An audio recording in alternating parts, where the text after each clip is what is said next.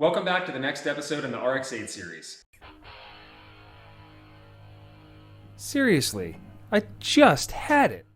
In my last video, I discovered that the donor engine from the junkyard had low compression on the rear rotor, so today we're going to be breaking it down, pulling it apart, and seeing what it looks like inside and whether or not it's rebuildable. Let's just hope that it is, because I'm striking out like crazy. Before we get started on tearing things down, let's take a closer look at this motor. The first thing that you'll notice is this is not a stock manifold. That is definitely a 3-to-1 header. I don't know whether or not that's Mazda tricks or aftermarket or custom or what's going on with it. I did notice that down below, this motor mount has been cut on the bottom side so that it would fit in there. So that's been modified to say the least. Kind of hacked and whacked there, no big deal. If I get this thing up and going, I'll have a nice exhaust header to put on there. Another thing that I've noticed is because the header is there, the exhaust gas recirculation valve and emissions controls have all been eliminated.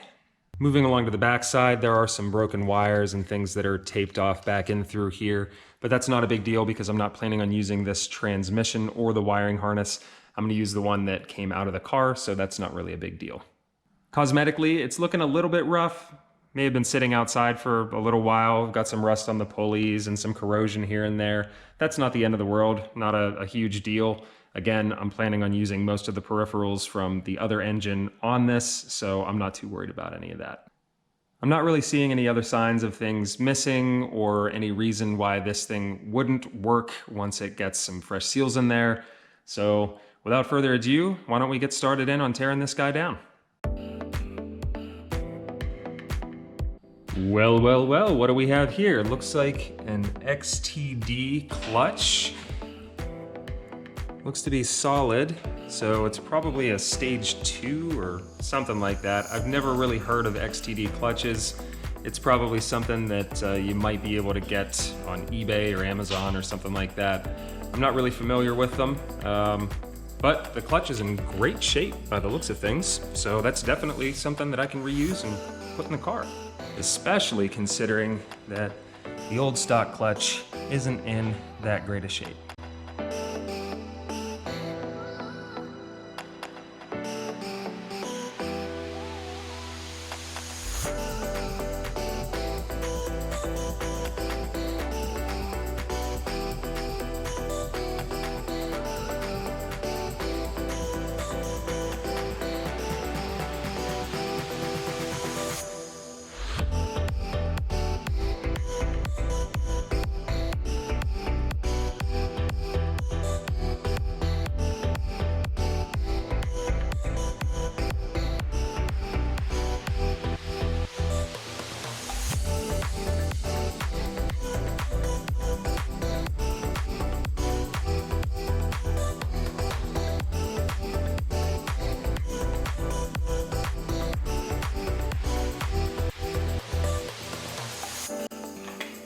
All right, one of the exhaust studs is broken off in there. I've drilled it out and I'm hoping that I can get it out with this extractor here.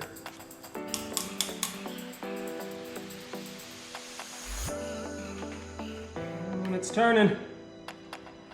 Oh, it's turning. I can't believe it's turning. Oh, baby. Ask any mechanic what victory feels like. That, my friends, is victory.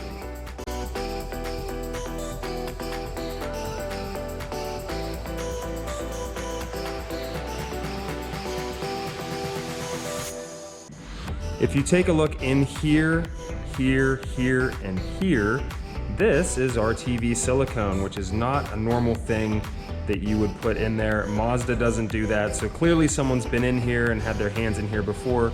I don't know if this is like a trade secret or a big whoopsie. I'll have to do a little bit of homework on that because I know more about the REWs than the Nemesis motors, but that's what we've got. It's poking out here, and here, which means someone's been in here and rebuilt this thing once before. I see some Sharpie marks and some things that just indicate that someone's had their hands inside this thing before, which could be good, could be bad. We'll have to see once we pull the stack apart. There's no key stock in this engine. All right, so a moment of frustration here. I just removed the oil pump chain, pulley, and the oil metering pump gear and the counterweight. And when I did, I slid it off and there was no key stock in the E-shaft, which means that this engine, for as long as it was running, before someone wrecked it into a tree or got into an accident or whatever happened, this engine was actually running without the key stock, which means it was running unbalanced with no counterweight, and probably the oil pump wasn't pumping very much oil into where it needed to go, which is absolutely terrible. I'm really hoping that the inside of this engine was not damaged because of any of that. Let's continue the breakdown.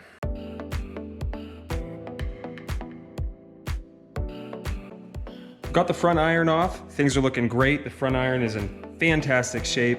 Some of the seals came out attached to the front iron because I had a little bit of oil in there, but everything so far looks perfect. Even from what I can see from the center iron, there's a little bit of step wear from seals, but everything's looking chef's kiss at this point. When I first pulled the front cover off, I was expecting the rear rotor to be in pretty catastrophic shape because the key stock right here was left out when they reassembled the engine last time it was put back together.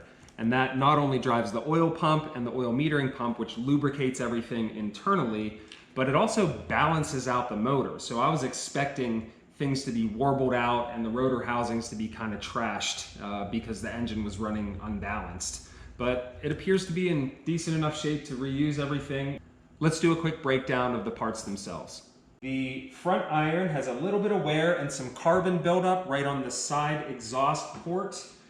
The front housing has a little bit of chatter, but the lining looks to be okay. The center iron has some front step wear and again have a little bit of carbon buildup on the exhaust port, which is okay. The rear face of the center iron has some rust marks where the rotor sat there for a while, but it's not pitted or corroded to the point where it's going to affect anything sealing, which is really good news. A little bit of carbon buildup there as well. The rear rotor housing has some chatter and a little bit of lining wear, but again, it looks to be reusable.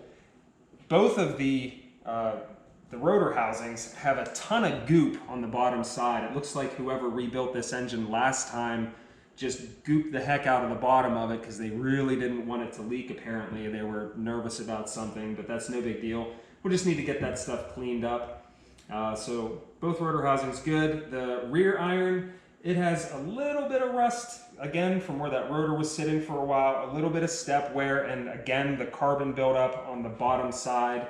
I'm assuming that the carbon buildup on the exhaust ports is because they went with that aftermarket header and they blocked off all of the exhaust gas recirculation ports and the carbon just built up on the inside of the engine. So we're gonna have to clean all that stuff out, no big deal.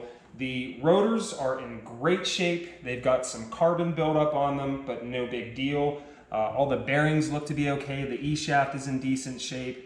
And most of the seals are actually in decent enough shape to reuse, with the exception of the apex seals. They're worn down a little bit thin. I think I'm probably gonna replace those. I also had a broken side seal on the front face of the rear rotor, which could lead to some of the compression issues that I was having, but I'm guessing that it's probably the apex seals just weren't making good enough contact due to all the carbon buildup.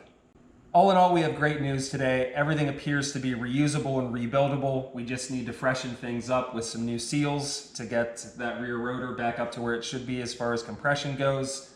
Don't forget to like and subscribe so you don't miss out on future content and the next episode in the series. And we'll see you in the next one.